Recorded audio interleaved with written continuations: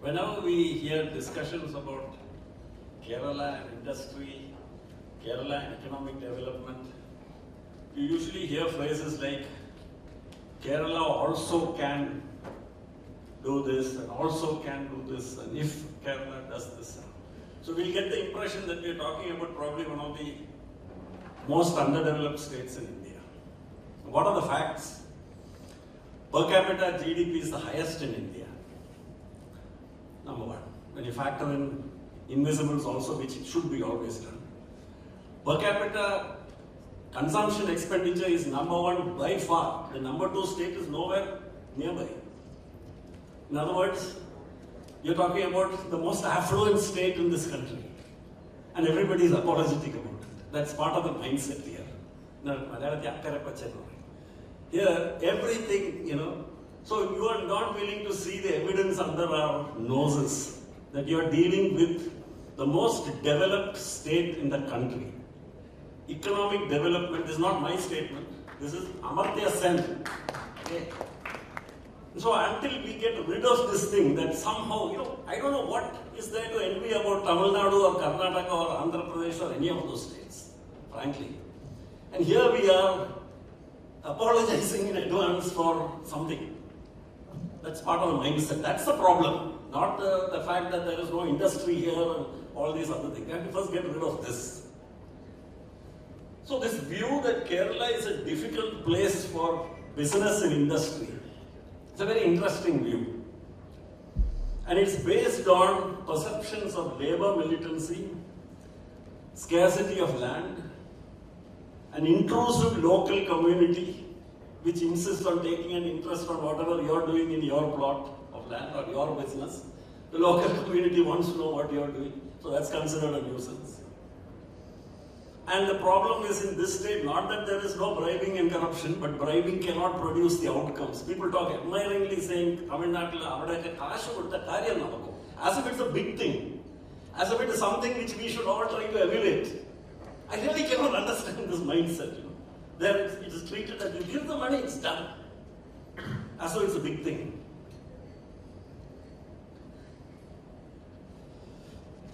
Now the counter view to all this is that precisely these can become the strengths of Kerala. Economic development, literacy, human development indices, as explained by Amartya Sen, and in his very famous papers on the Kerala model, and accepted and wondered at all over the world. HDI levels matching European countries achieved in third world incomes. I mean, that's something to be proud about, and not something to be sneered at, saying that we don't have smokestack factories and we don't have some 100-meter wide highways and things like that. I mean, we should have expressways and all those things, but we are not seeing what we have here, and we are devaluing all that, not giving it the value it deserves. In my view, for reasons which it is not in my place here in a valedictory talk to explain, but which I will be happy to do so at some other occasion. Kerala is the only state in India which can become a Taiwan of India or a South Korea of India. The only state. Okay? Now, you need to sort of wonder then, if this was such a difficult place to do business, by what miraculous process did Terumo Penpal come up and build the world's largest blood transfusion products factory, organically grown? Synthite become the world leader in its field. Agape become the national leader in in vitro diagnostics. Dent Care, which probably none of you have heard of, in Muatupura, is India's largest dental molds and dental implants company. The largest. Anywhere, if a dentist takes a mold, the component is made in Muatupura. Anywhere in India, if a dentist takes a mold of your tooth, the component has to be made there.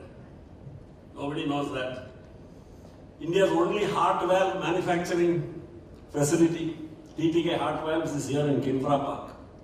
100,000 tilting disc mechanical heart valves have been implanted in humans. 100,000 people are walking around because of this factory here. And there must be just, you can count on the fingers of one hand how many countries will have heart valve manufacturing facilities. HLL Medical Devices, the largest prophylactics plants in the world, maker in the world. SFO, the largest manufacturer of electronic products in India, manufacturer, exporter of electronic products in India, SFO, is in Kerala, in the Cochin Export Processing Zone. Now I can go on and on and on, you know. And we'll say, yeah, but that is because of this, but that is because... We are unwilling to accept the fact that these people are finding it profitable and good to do business here. Nobody trapped them, nobody forced them with a gun to come here. It's a mindset problem here. Etra evidence we'll find, no, but, this, that, as though these companies are exempt from Attimari, is it? These companies are all exempt from Lokoguli. Government has passed a special order. You know, it's not that it's difficult, it's not that it's easy to do business in Kerala. It's not easy to do business in India. Please understand that. Under the latest Ease of Doing Business survey by the World Bank, 2015 report, India ranks out of 178, 138. And we rank below whom? Nepal, Bhutan, Rwanda. That's where we are the economic superpower in the making. That's where we rank in the ease of business. So don't feel that it's very difficult to do business in Kerala. It's difficult to do business anywhere in India. Okay? Now, what is interesting about that ease of business survey is who ranks number one. Guess who ranks number one? Singapore. Of course, as all of us know, there are no laws in Singapore and you can do what you want in Singapore, no? That's why it's number one, isn't it? Isn't it, friends? You can go to Singapore and do what you want, isn't it? That's why it's so good. Businessmen love it. In Singapore, if you spit, I think you get $1,000 fine. Okay? 100 times or 100, you try it. You want to test it out, go there, you will get the fine. In such a place with harsh laws, uncompromisingly enforced, it is assessed as the easiest place in the world to do business. So what does that mean?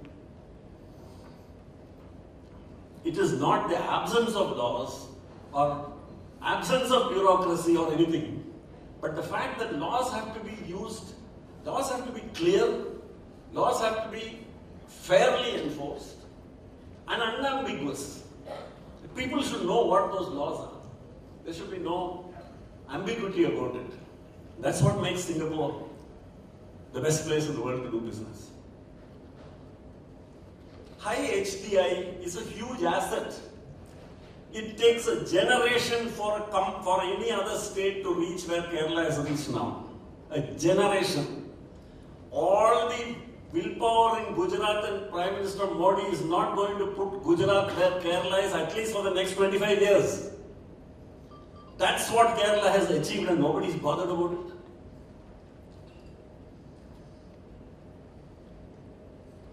Another feature, in the 2011 census, I don't know how many of you looked at that report. It's very interesting reading. Kerala has the highest urbanization in India, which should be no surprise to anybody.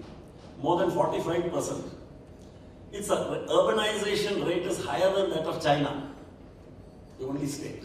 All the rest are way below, and the average for India is 30%. Now comes the interesting part. You already know the answer, but I still like to dramatically ask the question. There is only one state in the country, according to this 2011 census, there's only one state in India which has 7 cities of 1.5 million population. No prizes for guessing which one that is. Kerala. With just 2.5% of the population of India and 1% of the area of India, is the only state in India which has 7 cities of 1 point. Now, what is the significance of this? It's not that 7 is a magic number or something. What is the problem in most of the other states? You have one mega industrial agglomeration, mega urban agglomeration, and you have a lot of small towns. Isn't that what happens in most of the other places? You have a Mumbai, okay, there you at least have Pune and Nagpur and all that. Or you have a Kolkata, or you have a Chennai, or you have a Hyderabad, which sucks up all the resources of that state. Isn't it? And that's the only sort of, you can say, proper urban area in any other state. Kerala is evenly distributed across the state. Now, what is the significance of this? Why is this so important? Isn't it just a statistic? When we are talking about manufacturing and we are talking about MSMEs, one of the essential, necessary conditions for MSMEs to grow is availability of urban amenities. The availability of urban amenities is essential for MSMEs to grow. What are these urban amenities? You need good roads, good housing, good schools, good colleges, reasonable some leisure activities, etc. nearby, isn't it? And say a huge factory like a steel plant or a chemical fertilizer plant, etc. You can build a township. You can plonk it right in the middle of, where completely, say, forest area, mountainous area, where no people are living, and you can build all the infrastructure. MSMEs cannot do that. For MSMEs to grow, you need all these facilities. You need places for the workers and the managers to stay. You need places for the children to go to school to study. Now, the remarkable thing about Kerala is, Kerala has about 60, 70 taluks at last count. For instance, when I think about Terumo Penpal's factory, which is no longer a small factory, or Agape, or Synthite, or any of these other manufacturers whom I mentioned, I'm talking here only about manufacturing industry, you could locate any one of these factories in any one of, say, at least 50 out of these 65 taluks of Kerala. You cannot say this about any other state in the country. You will find at best less than 10% of the taluks of any other state would be fit to put a proper high-tech manufacturing industry of even MSME status, because of the non-availability of this urban infrastructure in all those places. It's present here. Government didn't have to do it. It is there.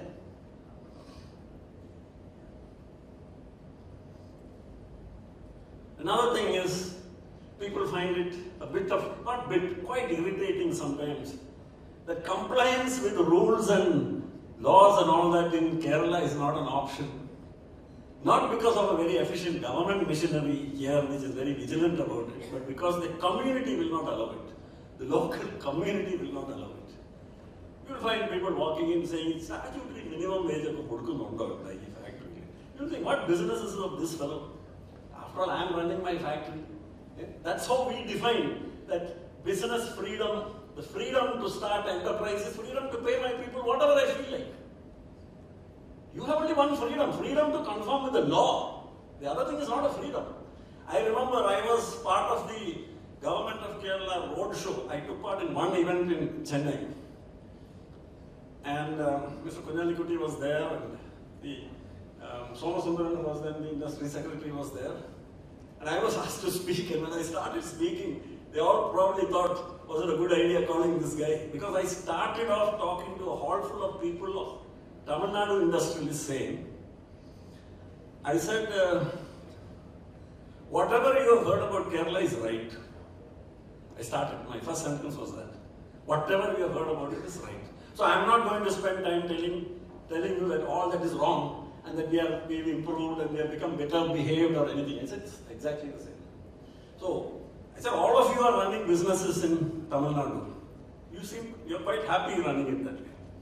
Now, if you want to come to Kerala, you're welcome to come to Kerala. Please come to Kerala. But you will have to understand that these things you will have to live with. A local community which will take a lot of interest in what is going on inside your factory. How much you're paying your workers, all these things. Now, if you consider that to be a nuisance, stay in Tamil Nadu. I said, don't come to Kerala. That's what I told them. And what is interesting was, so one would have thought, that would not have gone down very well, isn't it? I had my coat pockets were filled with visiting cards. I had more than 100 visiting cards which people came and gave me saying, we'd like to come and talk to you when we come to Kerala. They are interested. They said, we want to come to Kerala. I gave it all to the KSIDC representative. I don't know what happened after. Kerala has all the necessary conditions for implementing distributed manufacturing, which can be cost-effective, easy and fast to set up and flexible. For example, large electronics manufacturers like Foxconn, Mr. Rajesh Nair, who chaired our session, I remember I had a conversation with him, and then he told me that Foxconn is a client of E&Y. So I said, Rajesh, why don't you test this idea with Fox? You know who Foxconn is? They're the world's largest contract manufacturers. The world's largest manufacturers of electronic items, who manufacture, I think, every electronic item which you and I use, from cell phones to laptops to iPads to everything is made by Foxconn. They have millions of employees, they have hundreds of factories. So I asked him to ask the Foxconn guy, supposing an entrepreneur in Kerala comes to you saying that, okay, I can set up distributed manufacturing for you for say 10,000, employing 10,000 people, but it will be in 100 different entities. It won't be one big factory employing 10,000 people. And it can be set up, say, in 6 months. And you can be going. This man's answer was one sentence. We will be there tomorrow if there is such an entrepreneur. If this is possible. Because he said that's exactly how things are done in Taiwan and other places. This kind of distributed manufacturing. So we need entrepreneurs. That's an entrepreneurial opportunity. Garment manufacturing. Why do you need a factory? What advantage is conferred by a factory with 10,000 machines under one roof? Why can't you have this in 10,000 households? Is there anything? Or in say 1,000 households having 10 machines each? Do you know who is India's largest footwear manufacturer? Anybody knows? It's a company called VKC in Kozhikode. The turnover is now close to 1,000 crores. He doesn't have a factory.